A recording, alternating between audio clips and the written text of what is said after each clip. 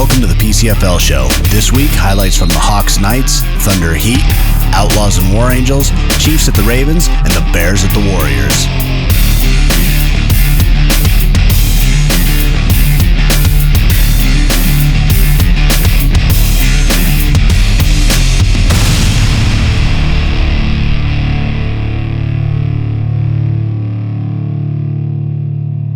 The PCFL show is sponsored by Semi-Pro Nation. Join the nation, semipronation.com, and Precision Photography. Not just a photographer, Brandy is a photojournalist who catches the action as it happens. The goal of the PCFL show is to give something back to the players and the fans of the league. Be sure to like the PCFL Facebook page and PCFL show links and share those links so we can get more friends, family, and fans involved with their local teams. Also, check out the PCFL Media channel on YouTube. Go to youtube.com/PCFL Media. Each team should have a player media rep, so if you're interested in helping your team out with the PCFL show, talk to your team's player rep to find out how. Instead of doing a Team of the Week feature this week, we're going to do an extended 3 quick questions. First up, Willie Johnson of the Reading Heat. What's the PCFL or minor league football mean to you as an athlete? Is it like a second chance? Yeah, it gives players another chance to get out there and keep balling, you know? Instead of sitting out, it's like you get to shine again just like an alumni game. You always got a chance to go out there and play with your fellas and run around. It also keeps you in shape. How is the new ownership, and what does it mean to the players and the team? More of a family thing than last year. Last year was all mixed up, and with Jay, with the ownership, he has everything to where players trust one another. We're out there as a family doing everything we can. What's the Heat doing as far as the Reading community is concerned? Right now, since this is our second year, we just did a toy drive for the Ronald McDonald House. So that's one of the best things we've done so far as a team. But we will be more active in the community doing car washes and taking care of a lot of things in the near future, though. Thanks, Willie. Okay, next up, from the Richmond War Angels, Kevin Pringle. Kevin, what's the difference between last year and this year for the War Angels? Last year, the War Angels were real disorganized, and we really beat ourselves. And this year, we have a new coach, a whole new vibe. It's a real serious discipline, but it's a new team. This War Angels team is not the same team from years past, period. How do you think the PCFL show benefits the players and the league? The PCFL show benefits the players and the league because it gives everyone a platform to be seen, to experience their game outside of the game day. They can go back and see their highlights, and it gives everything something to rally around. And I think that's important for us because, you know, we play for the love of it. Definitely. Tell me about War Angel TV. War Angel TV is something I put together last year. You know, with our game film, I would put it together and make little highlights that some of you guys might have seen. And this year, made a War Angel TV youtube.com/War Angel TV, and that's where we're gonna have I'm basically filming everything. I'm filming. It's just like Hard Knocks on HBO. I'm filming every practice, everything we do together, and getting it all together. It's a real TV show. We're trying to set a trend for the PCFL. Thanks, Kevin. Let's get on to the highlights.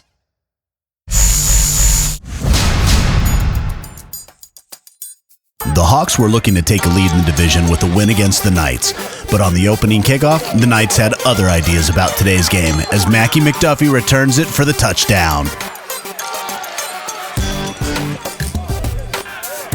The rest of the first quarter was scoreless, but then the Knights extended their lead with this touchdown pass to Dave Davis. And the Hawks answered back by moving the ball down the field. Daniel Cruz connects on this pass. And again here to number 20, Justin Caldwell, who makes a move, cuts it up the field, and takes it into the end zone for the touchdown. And the Knights respond, showing a little balance to their attack with this 26-yard touchdown. Quarterback Jason Hurd hits Cameron Matthew for this touchdown to make it 3 on the day. The Knights defense wouldn't let up.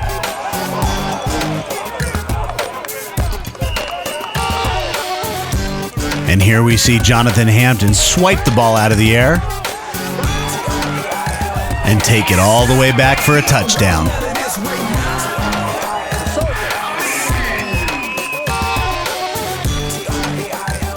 The Hawks weren't backing down, taking shots down the field, trying to get into scoring position. But it was too little too late as Justin Caldwell pulled in his second touchdown reception on the day. Knights 37, Hawks 13.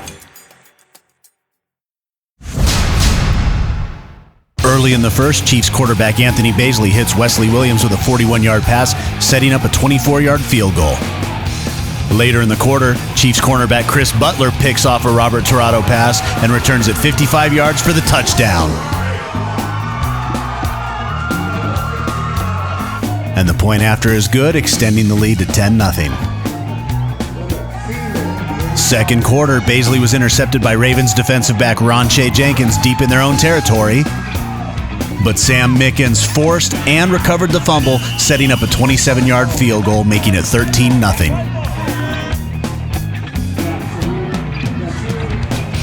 Nose tackle Doug Grundy batted a Ravens pass in the air, which was intercepted by Darian Morton and returned 26 yards for a touchdown. PAT's good, making it 20-0. Late in the second quarter, Baisley connected with Tyone Little for a 9-yard touchdown, sending the Chiefs to a 27-0 halftime lead. Midway through the third quarter, Baisley finds tight end J.C. Chester in the corner of the end zone for a 13-yard touchdown strike. The point after was good, extending their lead to 34.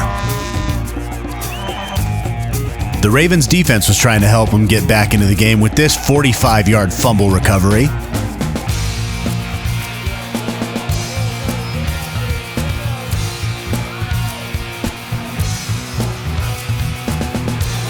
But the Chiefs answered back with another interception return, this time from Perry Carey, taking it 85 yards to the house.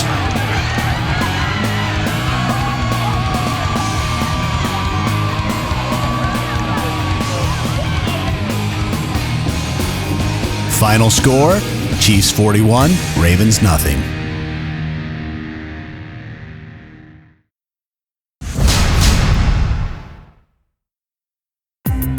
The East Bay Outlaws started the day by pounding away at the War Angel defense.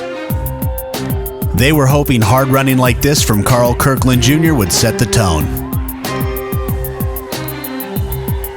But unfortunately for the Outlaws, mistakes and turnovers would prove costly.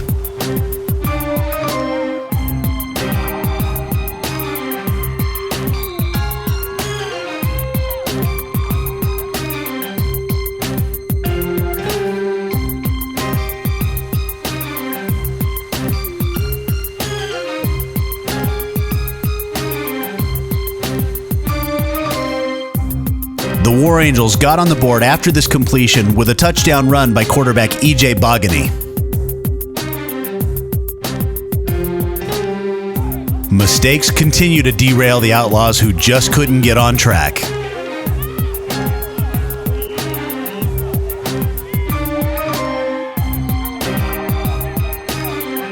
The War Angels scored again on this Bogany pass to wide receiver Akil Hillany, who spins his way into the end zone.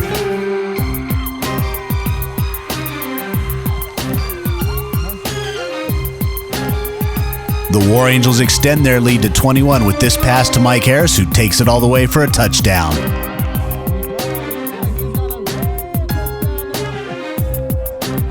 The Outlaws kept coming back, but every time they saw light at the end of the tunnel, it was a train coming right back at them.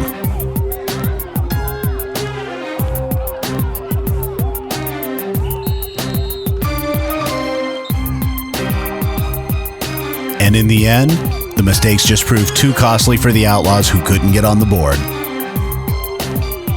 Final score, Richmond War Angels 27, Outlaws nothing.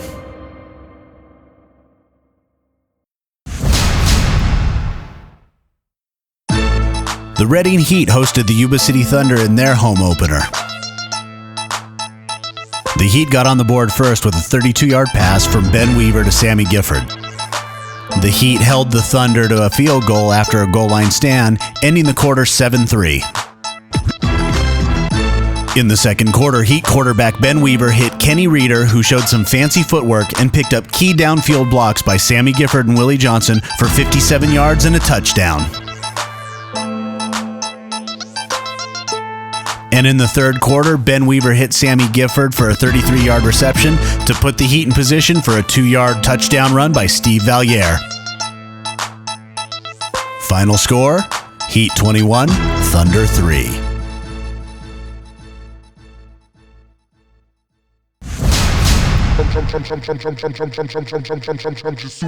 We knew the Bears at the Warriors was going to be a defensive battle, but I don't think anybody expected this to be such a low-scoring affair. The Bears looked like they were going to take the lead with this touchdown pass, but it was called back for a penalty. The Warriors seemed like they were able to move the ball a little bit, but the Bears defense kept turning them back.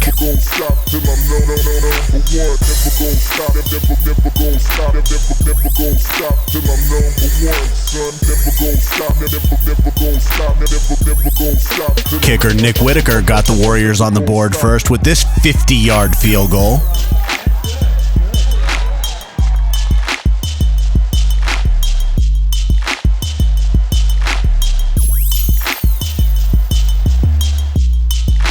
Well, I don't have the full stats on this game, but I do know the Warrior defense finished with 5 sacks and 4 interceptions on the day.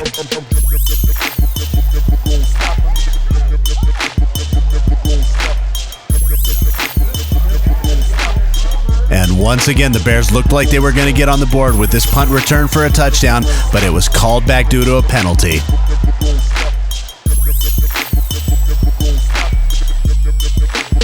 And if it wasn't penalties that plagued the Bears, it was turnovers.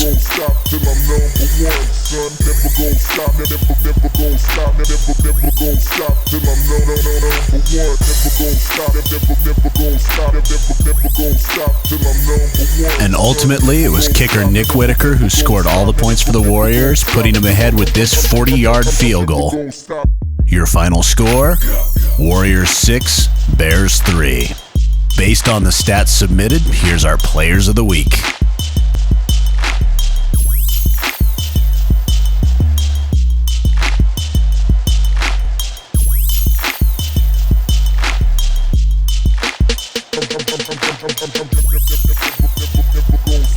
Well, we're running short on time, so let's do some quick previews of Week 3 in the PCFL.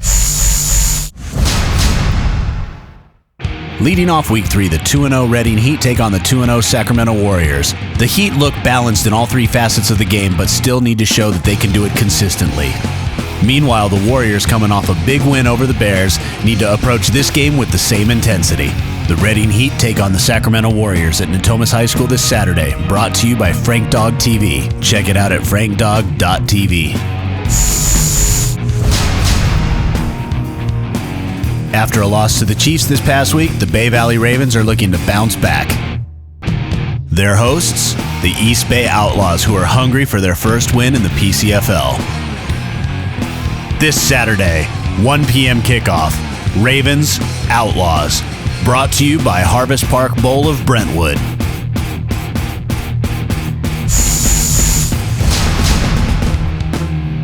After an opening week loss, the War Angels got it back on track with a win over the Outlaws last week. They're looking to keep that going against the Hawks, who have a bitter taste in their mouth after a loss against their division rival Knights. This Saturday, 7 p.m. kickoff at Morgan Hill Sports Complex, the War Angels and the Hawks, brought to you by the St. Clair, the best hotel San Jose has to offer.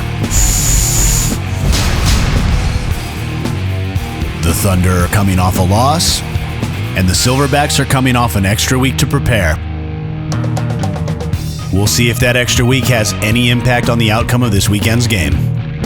The Thunder take on the Silverbacks, 6 p.m. kickoff.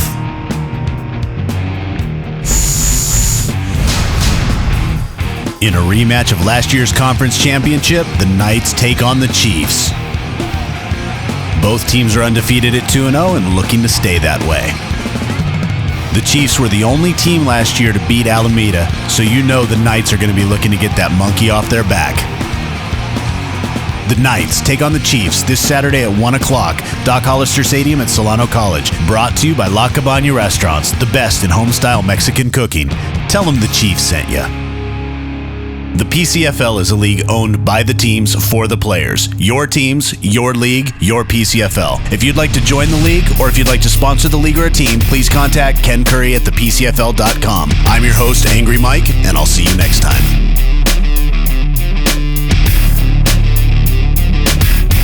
Buzz time.